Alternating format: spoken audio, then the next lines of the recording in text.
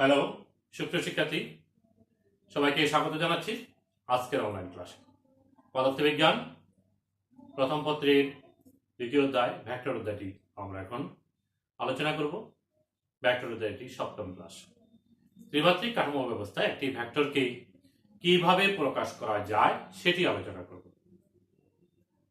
তো আমরা কোনো একটা রাশি প্রকাশ করতে হলে আমরা জানি যে সেটি হয় একমাত্রিক হয় অথবা দ্বিমাত্রিক অথবা ত্রিমাত্রিক। এই তিনটা মাত্রার যে কোনো একটা মাত্রায় তাকে আমরা ফেলে দিতে পারি, অর্থাৎ তা বর্ণনা করার সময় এই ত্রিমাত্রার বাহিরে আর কোনো মাত্রা আমাদেরকে আলোচনা আনতে হয় না। এর বাহিরে কোনো বস্তু আমরা এই জগতে দেখতে পাই না, পরিমাপ করার জন্য কোনো রাশি আমরা পাই না। তাহলে একমাত্রিক যদি হয় সেটি একটা উদাহরণ হতে পারে, সেটি সরু একটি সুতা একমাত্র, সরু একটি দণ্ড একমাত্র। তল যদি হয়, কোনো তলের সংঘটিত হচ্ছে কোনো ঘটনা, তলের কোনো অবস্থানে কোনো বিন্দু, সেটি হবে দ্বিমাত্রিক। স্পেসে যদি হয়, এরকম উড়ন্ত অবস্থায় যদি থাকে একটি বিমান, তাহলে তার অবস্থান বর্ণনা করার জন্য এক্স অক্ষ, ওয়াই অক্ষ, জেড অক্ষ আমরা তিন দিকের অবস্থান বর্ণনা করতে হয়।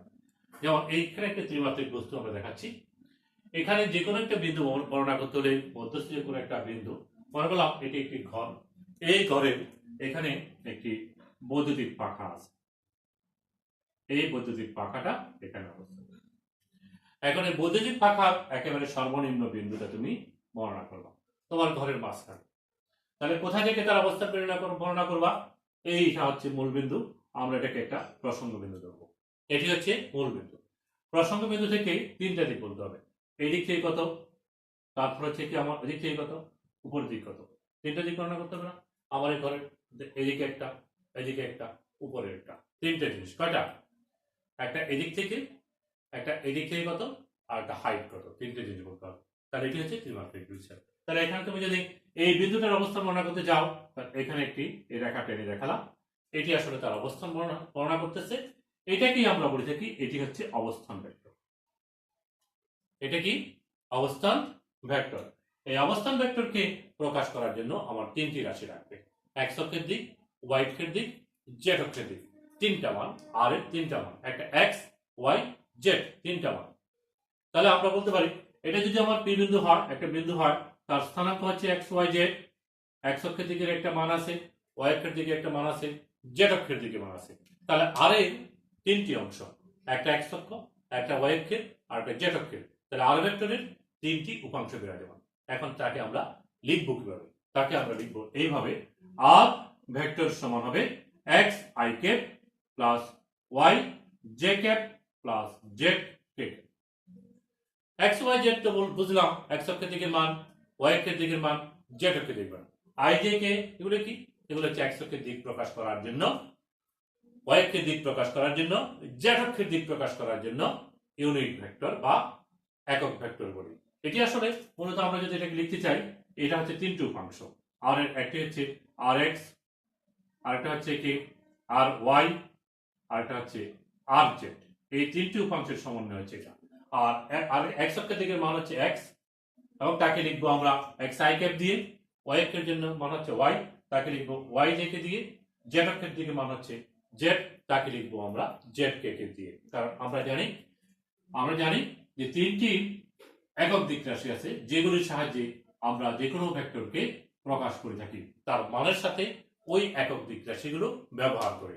যদি এক্স অক্ষের দিকে হয় আই ব্যবহার করে তার সাথে, ওয়াই অক্ষের দিকের মান হলে জে, জেড অক্ষের দিকের মান হলে কে হবে। তাহলে আর এর তিনটি উপাংশ, এক্স অক্ষ, ওয়াই অক্ষ, জেড অক্ষের দিক। এক্স অক্ষের দিকের মান হচ্ছে এক্স, কারণ এই বিন্দু স্থানাঙ্ক আমি এক্স বলছি। আর ওয়াই অক্ষের দিকের মান হচ্ছে ওয়াই, জেড অক্ষের দিকের মান হচ্ছে জেড। এটা যদি তুমি বলো এটা হচ্ছে 352, তাহলে তুমি লিখবা 352 যদি হয় তাহলে তুমি এখানে লিখবা যথাক্রমে এক্স এর মান হচ্ছে 3 আই কে, ওয়াই এর মান হচ্ছে 5 জে কে, এখানে 5 জে কে হবে, জেড এর দিকের মান হচ্ছে 2 কে। এইভাবে একটি ভেক্টরকে প্রকাশ করে থাকি। এখন আসলে কিভাবে করা যায় কিনা সেটি আমরা এখন দেখব। বুঝা গেছে? আচ্ছা, একেবারে শুরুতে আলোচনা করি একমাত্রিক যদি হয় তাহলে কি হবে। মনে করলাম একটি বস্তু কণা সোজা এক্স অক্ষ বরাবর গতিশীল। কোথা থেকে? এখান থেকে আমরা হিসাব করব। তাহলে এটি হচ্ছে আমার প্রসঙ্গ বিন্দু বা মূল বিন্দু। বস্তু কণা এই অক্ষ বরাবর এসে পি বিন্দুতে থামলো। এটা হচ্ছে পি বিন্দু। তাহলে এই বিন্দুতে যখন আসলো তখন কত দূরত্ব অতিক্রম করলো? এক্স দূরত্ব অতিক্রম করলো। এক্স মিটার কিংবা এক্স সেন্টিমিটার, একক যেটাই হোক না কেন, আমরা এক্স দূরত্ব অতিক্রম করলো। তাহলে এই বিন্দুর অবস্থান এখান থেকে এখানে তার সরণ হচ্ছে, আমরা এইভাবেই ভেক্টরের সাহায্যে দেখাবো। পি বিন্দুর অবস্থান বর্ণনা করতেছি প্রসঙ্গ কাঠামোর মূল বিন্দুর সাপেক্ষে, সুতরাং এটিকে আমরা অবস্থান ভেক্টর লিখতে পারি। অবস্থান ভেক্টরকে সচরাচর আমরা আর দিয়ে প্রকাশ করে থাকি। তাহলে আর ভেক্টর সমান কত হবে? X I K. কেন? এই পি বিন্দু পর্যন্ত দূরত্ব হচ্ছে এক্স, অর্থাৎ ও থেকে পি এই মানটা হচ্ছে এক্স, আর সেটি কোন দিকে? এক্স অক্ষের দিকে। এক্স অক্ষের জন্য আমরা এই বিশেষ ইউনিট ভেক্টর আই কে ব্যবহার করি। তাহলে একমাত্রিক ক্ষেত্রে আমরা এইভাবেই একটি ভেক্টর রাশিকে বা অবস্থান ভেক্টরকে প্রকাশ করব। যদি এক্স অক্ষ হয় তাহলে এক্স আই কে, যদি ওয়াই অক্ষের দিকে হয় তখন জে কে বাড়বে, জেড অক্ষের দিকে মান যেটা আসবে তার সাথে কে কে পাবে। এইভাবে একমাত্রিক ক্ষেত্রে বর্ণনা করি। এবার আসো দ্বিমাত্রিক যখন হবে। দ্বিমাত্রিক অর্থাৎ দুটো মাত্রা থাকবে, সেখানে আমরা মনে করতে পারি একটি এক্স অক্ষ আর একটা ওয়াই অক্ষ পরস্পরের সাথে লম্বভাবে থাকে। আমরা জানি এই কাঠামো ব্যবস্থায় অক্ষগুলো পরস্পরের সাথে লম্বভাবে থাকে। দেখো এখানে এই এক্স অক্ষ, ওয়াই অক্ষ, জেড অক্ষ তিনটাই কিন্তু পরস্পরের সাথে 90 ডিগ্রি কোণ করতেছে। দেখা যাচ্ছে? হ্যাঁ, এটা আমাদেরকে ত্রিমাত্রিক ব্যবস্থায়, এটি আমাদের কাল্পনিক এবং বাস্তবের কথা চিন্তা করে করতে হবে। একবার হঠাৎ করে যদি তাকাও তাহলে তুমি দেখবা না এখানে 90 ডিগ্রি হচ্ছে, শুধু একটা দেখবা। কিন্তু বাস্তবিক ক্ষেত্রে খুব ভালো করে 3D চিন্তা করলে তুমি বুঝবা এখানে প্রত্যেকটা কোণ হচ্ছে কি? সমকোণ। প্রত্যেকটা কোণ কি? সমকোণ, ঠিক না?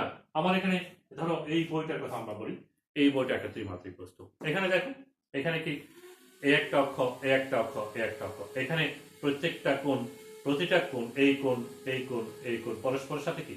এটা যে এক্স অক্ষ, এটা ওয়াই অক্ষ, এটা জেড অক্ষ, বলো পরস্পরের সাথে 90 ডিগ্রি কোণে আছে, ঠিক কিনা?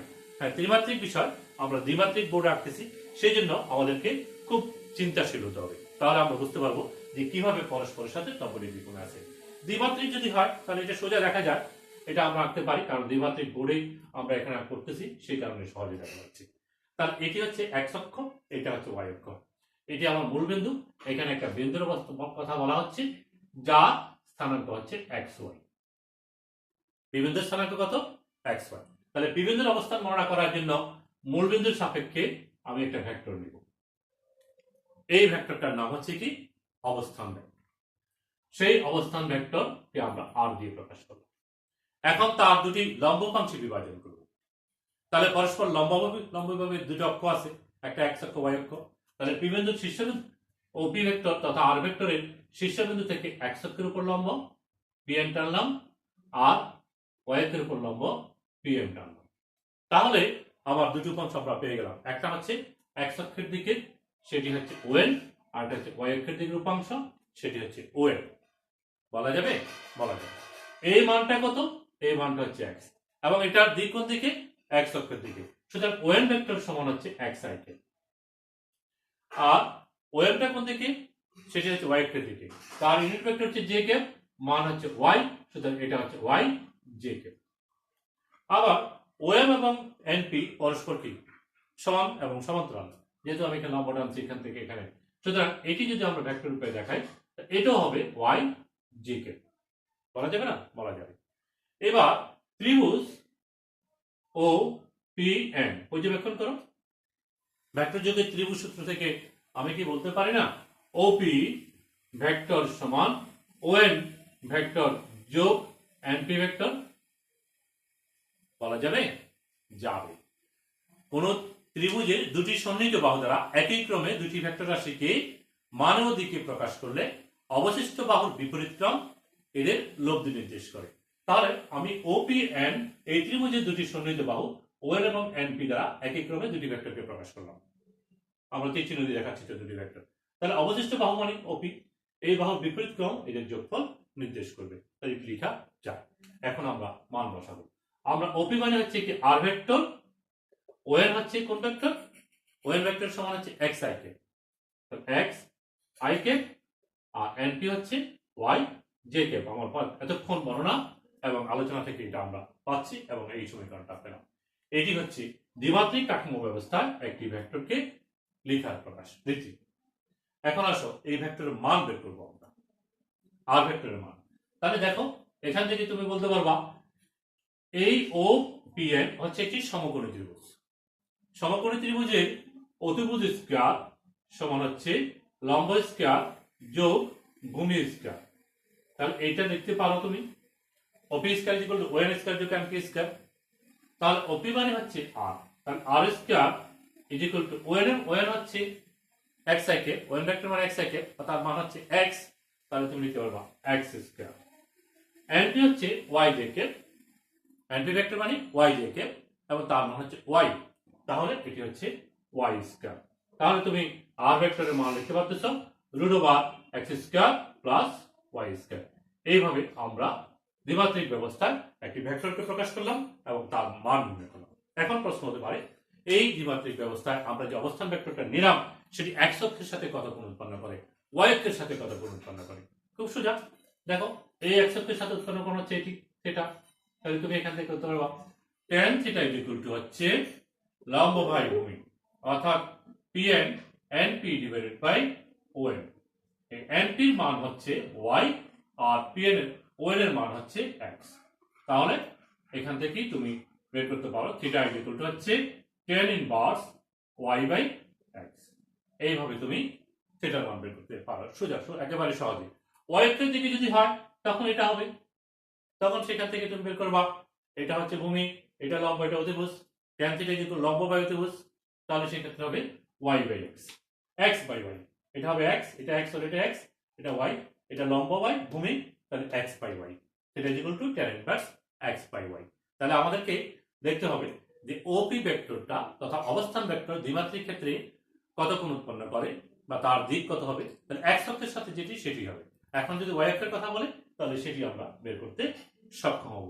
সেটি কত হবে, tan theta prime equal to আমরা লিখতে পারবো tan theta prime equal to হচ্ছে লম্ব বাই, এখানে x আই ক্যাপ, এটা x আই ক্যাপ, এটা x আই ক্যাপ হলে এটা x আই ক্যাপ, তার মানে এটা হচ্ছে এই লম্ব আর ভূমি হচ্ছে এটি, এই তখন থিটা ইকুয়াল টু হবে tan inverse y by x। এইভাবে আমরা একটি ভেক্টর দিক কত, কোন দিকে ক্রিয়াশীল, x অক্ষের সাথে কত কোণ উৎপন্ন করে, y অক্ষের সাথে কত করে, সেটিও আমরা বের করতে পারলাম। তাহলে এখন আসুন আমরা যে আলোচনা করলাম সেই আলোচনার প্রেক্ষিতে আমরা দুটো বিষয় আমাদের অলরেডি আলোচনা হয়ে গেছে। একটি হচ্ছে একটা ভেক্টরকে একমাত্রিক ক্ষেত্রে যখন প্রকাশ করব কিভাবে করবে, তার মান সেই ভেক্টরটা কত হবে, অবস্থান ভেক্টরের কথা বলছি আমরা, সেটি হবে x আই কে, এটি আমরা হতে পারে যেখানে আর এর অবস্থান ভেক্টরের মান হচ্ছে x। দ্বিমাত্রিক ক্ষেত্রে যদি করি তাহলে সেটি কত হবে, x i K plus y j k. তারপর আমরা করলাম ভেক্টরের মান বের করলাম, মান হচ্ছে root over x square plus Y square. তারপর বের করলাম x অক্ষের সাথে উৎপন্ন কোণ আর ভেক্টরের, সেটি হচ্ছে theta equal to tan inverse y by x। এই বিষয়গুলো আমরা আলোচনা করছি, একইভাবে y অক্ষটা করছি, তাহলে এইগুলো একটু খেয়াল রাখো, ঠিক আছে। একমাত্রিক ব্যবস্থায় একটি অবস্থান ভেক্টরকে প্রকাশ, দ্বিমাত্রিক ব্যবস্থায় একটি অবস্থান ভেক্টরকে প্রকাশ, অবস্থান ভেক্টরের মান, অবস্থান ভেক্টরের দিক, এই নির্ণয় করলাম আমরা আইজে কে ব্যবহার করি, অর্থাৎ কাঠামো ব্যবস্থার সাহায্যে যে কোনো ভেক্টরকে আমরা এই সমীকরণগুলো দিয়ে প্রকাশ করতে পারি। যেমন ধরো আমরা যদি বলি যে একটা ভেক্টর হচ্ছে এ ভেক্টর, তাহলে দ্বিমাত্রিক ব্যবস্থায় তুমি তাকে প্রকাশ করবা এই নিয়ম অনুযায়ী, সেটি হবে A X I K plus A Y J K, যেখানে এক্স এবং এ ওয়াই যথাক্রমে এক্স অক্ষের দিকে তার উপাংশের মান এবং এবং ওয়াই অক্ষের দিকে উপাংশের মান, এক্স অক্ষের দিকে যে উপাংশটা তার মান এবং ওয়াই অক্ষের দিকে উপাংশের মান হচ্ছে যথাক্রমে এক্স এবং ওয়াই। বুঝা গেছে? এইভাবে আমরা লিখতে পারি এবং মানটা আমরা বের করতে পারি root over x square plus A Y square, এই সমীকরণের সাহায্যে। এবার আমরা ত্রিমাত্রিক ব্যবস্থার জন্য কিভাবে প্রকাশ করব সেটি আমরা এখন আলোচনা আসছি। দেখো, তাহলে আমরা একটা ত্রিমাত্রিক কাঠামো আঁকি। এই হচ্ছে কি আমার ত্রিমাত্রিক ব্যবস্থা, এক্স অক্ষ, ওয়াই অক্ষ, জেড অক্ষ। এখানে একটা বিন্দু, সেটা হচ্ছে পি বিন্দু, যার স্থানাঙ্ক হচ্ছে এক্স ওয়াই জেড।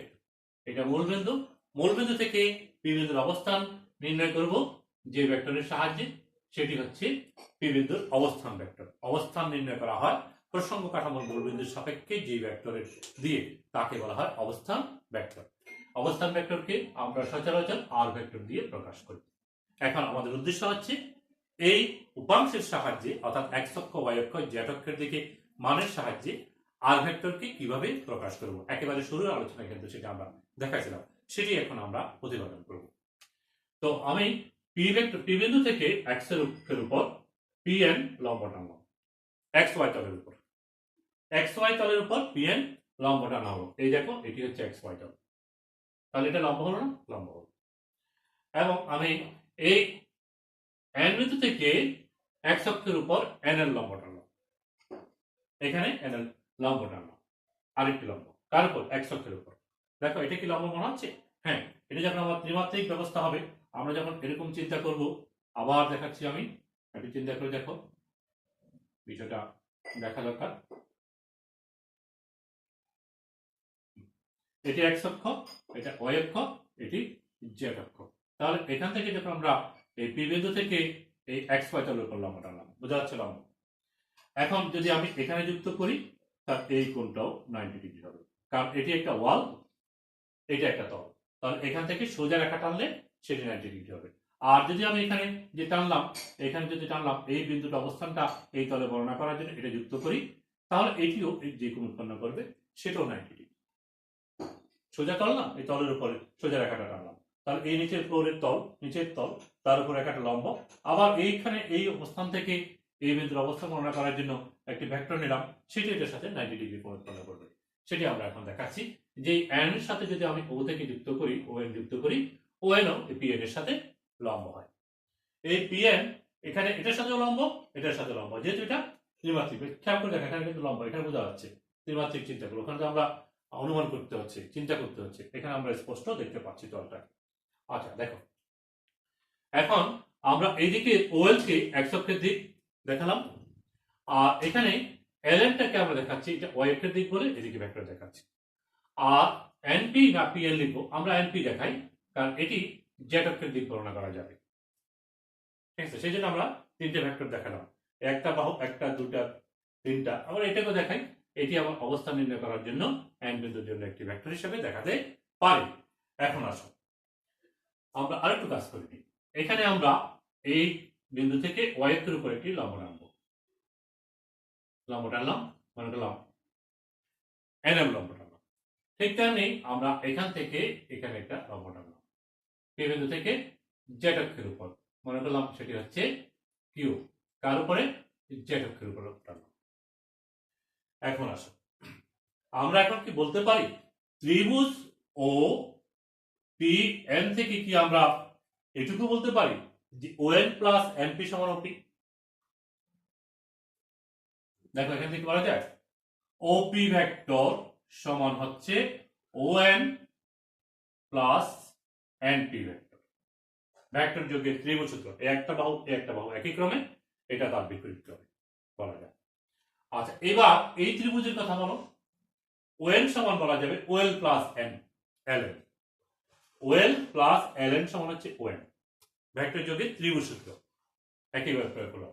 তাহলে আমরা ওএন সমান, এই ওএন সমান লিখব ওএল প্লাস এল এন, আর এখানে এনপি থাকলো।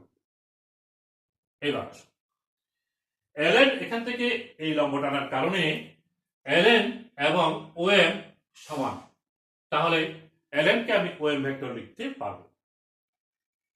এল এন কে কি লেখা যাবে? ওএম ভেক্টর লেখা যাবে।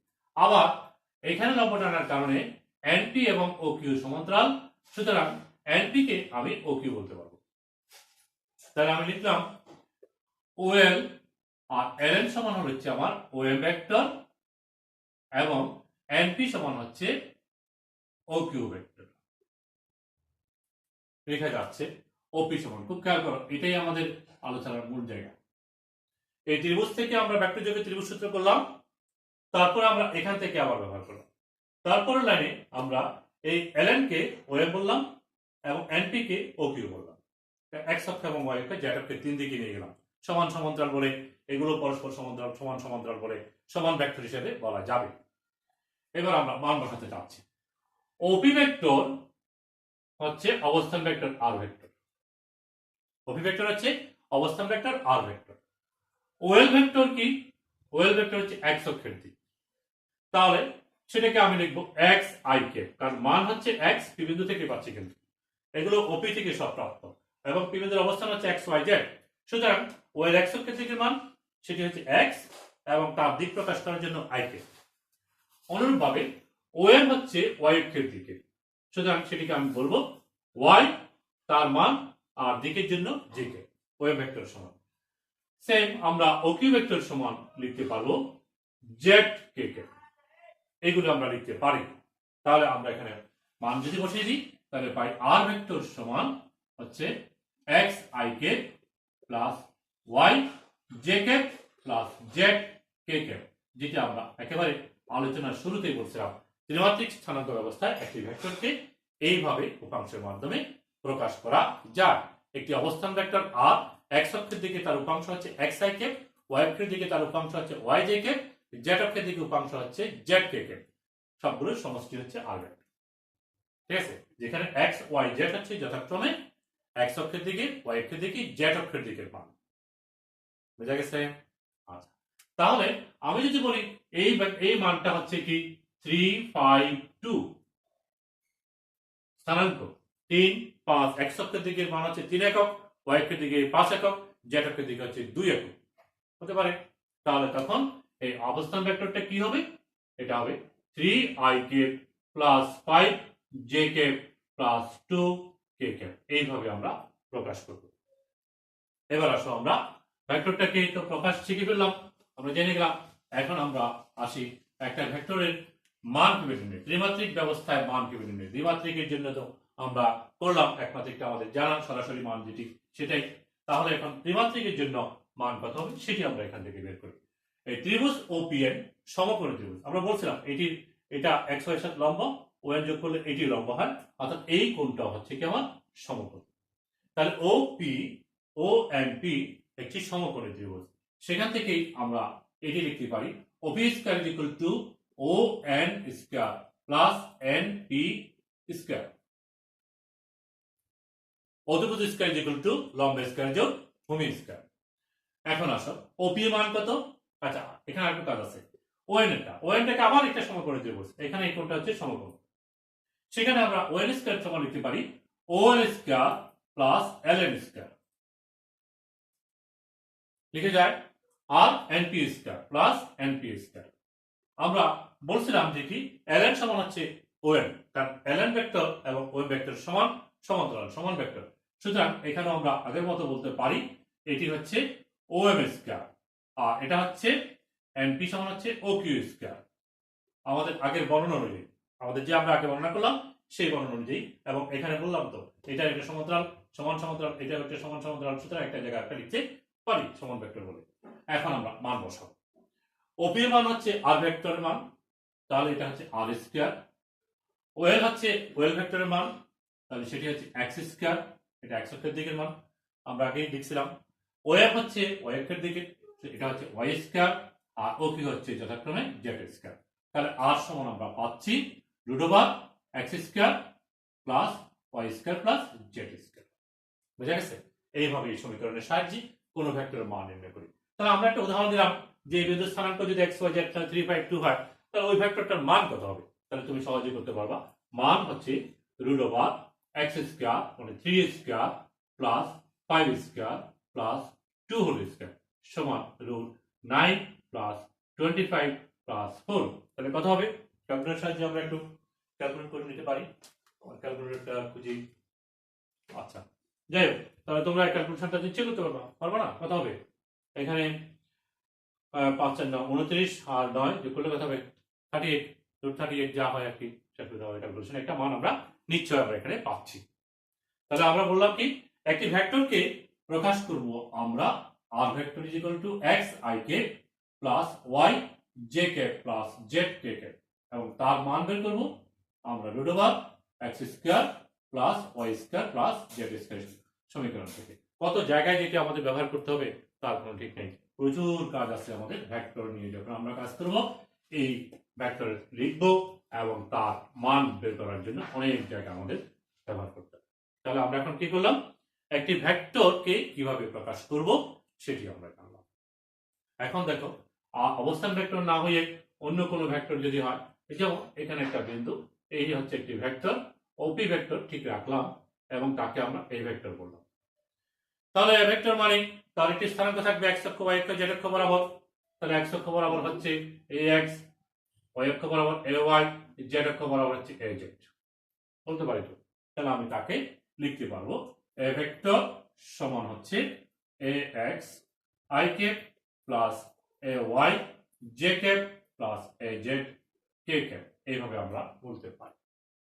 অর্থাৎ তুমি যদি আরেকটু ক্লিয়ার করো, এটি হচ্ছে x অক্ষের দিকের ভেক্টর, এটা হচ্ছে y অক্ষের দিকের ভেক্টর উপাংশ, এটি হচ্ছে z অক্ষের দিকের উপাংশ, তিনটার যোগফল। x ভেক্টর মানে xi ক্যাপ, ay ভেক্টর মানে ay j cap, az vector মানে az k ক্যাপ। তিনটি উপাংশে আমরা লিখতে পারি, এটা আমরা প্রমাণ করে আসছি। তার মান আমরা বের করছি কিভাবে? মান বের করছি √(x² মানে x অক্ষের দিকের মানের বর্গ প্লাস y² মানে ay হোল স্কয়ার, এভাবে লিখো আরো সুবিধা হবে বুঝতে, প্লাস az², এটা বর্গ মানে বর্গ। তাহলে এখানে কোনোটা মান যদি ঋণাত্মক হয় তাহলে সেটি খুব একটা এফেক্ট করবে না, কারণ বর্গ বর্গ। ঠিক আছে? আচ্ছা, এখন আসো আমি যদি বলি এই ভেক্টরটা x অক্ষের সাথে কত কোণ উৎপন্ন করে। আমরা ধরে নিলাম এটি হচ্ছে x অক্ষ, এটা y অক্ষ, এটি z অক্ষ। তাহলে যদি x অক্ষের সাথে আলফা কোণ তৈরি করে, তাহলে আমি যদি এখান থেকে লম্ব টানি, এই মানটা কি? এই মানটা হচ্ছে x অক্ষের দিকে এ ভেক্টরের উপাংশ। অর্থাৎ এটি হচ্ছে এই থেকে এই পর্যন্ত, বা এটাকে আমরা দেখাই, এটি হচ্ছে ax ভেক্টর, মানে এটি হচ্ছে ax i k। এখন দেখো এখান থেকে আমরা কোণ বের করতে পারবো। cos θ ভূমি বাই অতিভুজ ax / a, এটা লিখতে পারি। এই ভূমির মানটা হচ্ছে, এটা যদি একটু চিহ্ন দিই, pn যদি বলি, এই ভূমি বাই অতিভুজ, ভূমির মানটা ওএন ভেক্টরের মান হচ্ছে ax, তাহলে ভূমি বাই অতিভুজ, অতিভুজ হচ্ছে এ ভেক্টর, তার মান হচ্ছে a। কারণ এখানে আমার টার্মটা তো ভেক্টরের সাথে না, কোণের যে কোণ ত্রিকোণমিতির আমরা যে কোণটা সূত্রটা ব্যবহার করলাম, কোণের যে সূত্রটা ব্যবহার করলাম সেটি তো আমার বাহুর দৈর্ঘ্যের সাথে, বাহুর দৈর্ঘ্য মানে ভেক্টর রাশির মান, তাহলে আমরা ax / a লিখতে পারবো। অর্থাৎ আমরা আলফা যদি বের করতে চাই, cos ইনভার্স ax / a, মনে রাখতে হবে x হচ্ছে x অক্ষের দিকের মান, আর a ভেক্টর কিন্তু আমাকে বের করতে হবে। এভাবে a ভেক্টরের মান আমরা এভাবে লিখতো, a অথবা মান দিয়ে লিখি, পরম মানের চিহ্ন দুই পাশে দুটা টান দিয়ে লিখি, এইভাবে আমরা লিখতে পারি। অনুরূপভাবে y অক্ষের দিকে কোণ উৎপন্ন যদি বিটা হয়, সেটি হবে cos ইনভার্স y অক্ষের দিকের উপাংশ ay/a। অনুরূপভাবে z অক্ষের দিকে উপাংশ কোণ হবে cos ইনভার্স z অক্ষের দিকের উপাংশ ডিভাইড বাই ওই ভেক্টরের মান। এইভাবে একটি ভেক্টর রাশি, একটি ভেক্টর x অক্ষ, y অক্ষ এবং z অক্ষের দিকে কত কোণ উৎপন্ন করে, এই সমীকরণগুলো থেকে সেটি আমরা পরিমাপ করতে সক্ষম। তাহলে কি কি জানলাম? একটি ভেক্টরকে একমাত্রিক, দ্বিমাত্রিক, ত্রিমাত্রিক ক্ষেত্রে কিভাবে লিখব, তার মান কিভাবে বের করব, এবং সেটি x অক্ষের সাথে, y অক্ষের সাথে, z অক্ষের সাথে কিভাবে কোণ উৎপন্ন করে সেটি আমরা নির্ণয় করলাম। একমাত্রিক ক্ষেত্রে করলাম, দ্বিমাত্রিক ক্ষেত্রে করলাম, ত্রিমাত্রিক ক্ষেত্রেও আমরা কোণ বের করলাম। একমাত্রিক ক্ষেত্রে সোজা একদিকে, সুতরাং তার কোনো কোণ 0 ডিগ্রি হবে। আর দ্বিমাত্রিক ক্ষেত্রে x অক্ষের সাথে উৎপন্ন কোণ, y অক্ষের সাথে উৎপন্ন কোণ আমরা দেখলাম। ত্রিমাত্রিক ক্ষেত্রে x অক্ষের সাথে উৎপন্ন কোণ, y অক্ষের সাথে উৎপন্ন কোণ, z অক্ষের সাথে উৎপন্ন কোণ, এগুলো আমরা বর্ণনা করলাম। এবার আসো আমরা দুটি ভেক্টরের যোগ দেখাবো। দুটি ভেক্টর রাশি যদি একই রাশি হয়, একই ধরনের হয়, তখন তাদের যোগ করা যাবে, অন্যথায় যোগ করা যাবে না। অর্থাৎ একটা বল ভেক্টর আর একটা বেগ ভেক্টর, তাহলে তুমি যোগ করতে পারবে না। দুটোই বল যোগ হবে, অথবা দুটোই বেগ হবে, অথবা দুটোই সরণ হবে। একই জাতীয় দুটি ভেক্টরকে যোগ করা যায়। আমরা মনে করলাম একই ভেক্টর হচ্ছে কি এ ভেক্টর, যার উপাংশগুলো হচ্ছে xi, ax, ay, az, তাহলে তাকে আমরা এইভাবেই প্রকাশ করব। আরেকটা ভেক্টর যদি b হয়, তাকে আমরা প্রকাশ করব bx i cap plus by j cap plus bz k cap. তাহলে তার লব্ধি বের করবো কি হবে? তার লব্ধি বা যোগফল বের করবো, আর সমান হবে a প্লাস b। অর্থাৎ আমরা দুটো ভেক্টর সরাসরি উপাংশগুলো যোগ করতে পারবো। এটা প্লাস এটা সমান হবে আমার ax plus bx i cap plus ay plus by j cap plus az plus bz k cap. এইভাবে আমরা লব্ধি ভেক্টর সরাসরি বের করতে পারি। যদি বিয়োগ হয় তাহলে সবগুলো বিয়োগ হবে। এখন লব্ধি ভেক্টরের মান যদি বের করতে চাও তাহলে কি হবে, রুট ওভার এই হচ্ছে কি আমার x অক্ষের দিকের উপাংশ, তার মানে তার বর্গ ax plus bx whole square plus ay plus by whole square plus az plus bz whole square লিখতে পারি আমরা। তাহলে একটা ভেক্টরকে দুটো ভেক্টরের লব্ধি বের করা এবং তার মান বের করার সমীকরণ আমরা জানলাম। তিনটা হলো একই রকম হবে, চারটা হলো একই রকম হবে, বিয়োগ হলেও আমরা এখানে বিয়োগ করব, একই রকম ভাবে আমরা যোগ বিয়োগ সম্পাদন করতে পারি। এখন আসো আমাদেরকে যদি বলে লব্ধি ভেক্টরের সমান্তরাল একক ভেক্টর নির্ণয় করো। লব্ধি ভেক্টরের সমান্তরাল, কোন ভেক্টরের সমান্তরাল একক ভেক্টর হলো ওই ভেক্টর দিকে একক ভেক্টর একই জিনিস।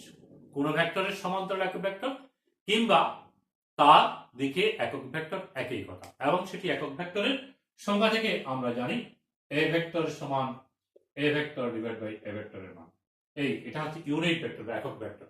কোন ভেক্টরকে তার মান দিয়ে ভাগ করলে ওই ভেক্টরের দিকে একক ভেক্টর পাওয়া যায়। তাহলে আমাকে যদি এরকম দুটি ভেক্টর দেওয়া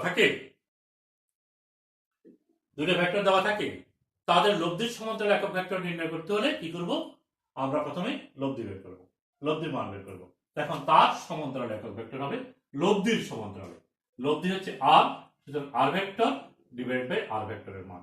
এখান থেকে আমরা লব্ধির ভেক্টরের সমান্তরালে একক ভেক্টরটি আমরা পেয়ে যাব। বুঝা গেছে? তাহলে আমরা আজকে কি করলাম, আজকে আমরা একটা ভেক্টরকে লেখা যায় কিভাবে সেটি এবং তার উপাংশ পর্যন্ত আমরা সম্পন্ন করলাম এবং তাদের লব্ধির সমান্তরাল একক ভেক্টরও নির্ণয় করলাম। তো অনেকক্ষণ সঙ্গে ছিলাম, এতক্ষণ সঙ্গে থাকার জন্য সবাইকে ধন্যবাদ জানিয়ে আজকের ক্লাস এখানেই সমাপ্তি করছি। আল্লাহ হাফেজ, সবাই ভালো থেকো।